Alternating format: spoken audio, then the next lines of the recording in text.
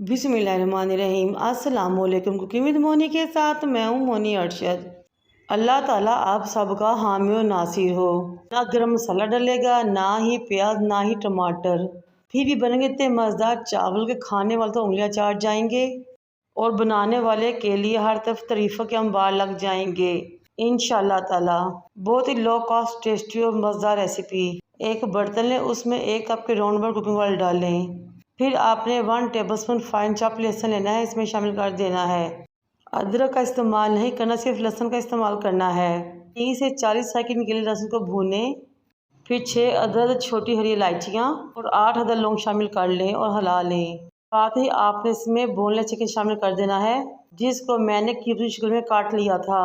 Chicken आप अपनी मर्जी से कम या ज़्यादा ले सकते हैं। मैंने 400 ग्राम चिकन लिया था। अब चिकन को इतनी देर तक फ्राई करना है कि इसका कलर चेंज हो जाए। फिर 2 मीडियम साइज गाजर लें, उनको छोटे डॉट्स में शक्ल में काट लें और चिकन में शामिल कर लें। साथ ही 1 कप मटर शामिल कर लें। अब दोनों चीज़ों को अच्छे तरीके से चिकन में मिक्स करना है।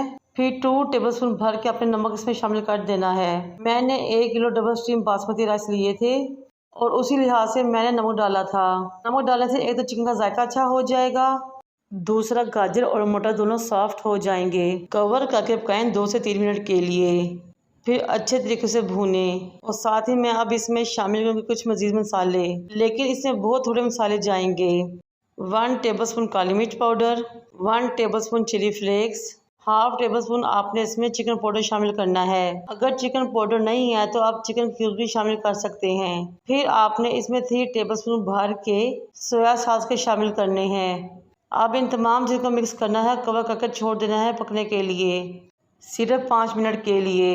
इस मौके पे मेरी आपसे रिक्वेस्ट है कि मेरे चैनल को लाइक करें, शेयर करें, सब्सक्राइब करें, बेल आइकन को टच करें ताकि मेरी तमाम वीडियोस आप तक पहुंच सकें। अब एक अहम टिप की बात, मैंने 3 गिलास चावल लिए थे और मैंने इसमें 3.5 गिलास पानी शामिल किया था। अक्सर लोग डबल या बहुत ज़्यादा पानी शामिल करते हैं, जिससे चावल बहुत ज़्यादा नरम हो जाते हैं। अब मैंने 2 शिमला मिर्च ली, उनको भी बारीक बारीक डॉट्स की शेप में काटा, इसमें शामिल कर लिया। साथ ही 4 से 5 हरी मिर्चें शामिल की। इस टाइम पे शिमला मिर्च और हरी मिर्च के पकने का अरोमा हमारे चावलों के टेस्ट को 4 चांद लगा देगा इंशाअल्लाह ताला। जब पानी अच्छे तरीके से पकना शुरू हो जाए तो चावलों को किसी स्ट्रेनर में डालें, एक्स्ट्रा पानी निचोड़ लें और निकाल लें और चावलों को पानी में शामिल कर लें और मिक्स कर दें।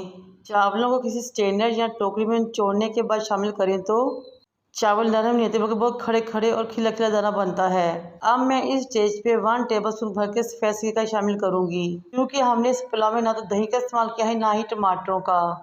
कवर करें और पकने के लिए छोड़ें चावलों को, यहाँ तक कि इसका पानी खुश्क हो जाए। सिरका डालने से हमारे चावल बहुत खिले खिले और शाइनिंग वाले बनते हैं। चम्मच को एक मरतबा स्टेज पे जरूर चावलों में हिलाएं ताकि तमाम चीज़ें अच्छे तरीके से कंबाइन हो जाए, मिक्स हो जाएं। अब चावलों को तवा नीचे रख के 20 मिनट के लिए दम पे छोड़ दें। ये देखिए माशाल्लाह से चावलों को दम आ चुका है। कैसे खिले खिले खुशबूदार और गोल्डन से चावल रेडी हुए हैं। खुशबू इसकी ऐसी है कि बयान से बाहर। टेस्ट तो लाजवाब था ही। मेरी इस रेसिपी को ट्राई कीजिए और मुझे अपने फीडबैक से आगाह कीजिए।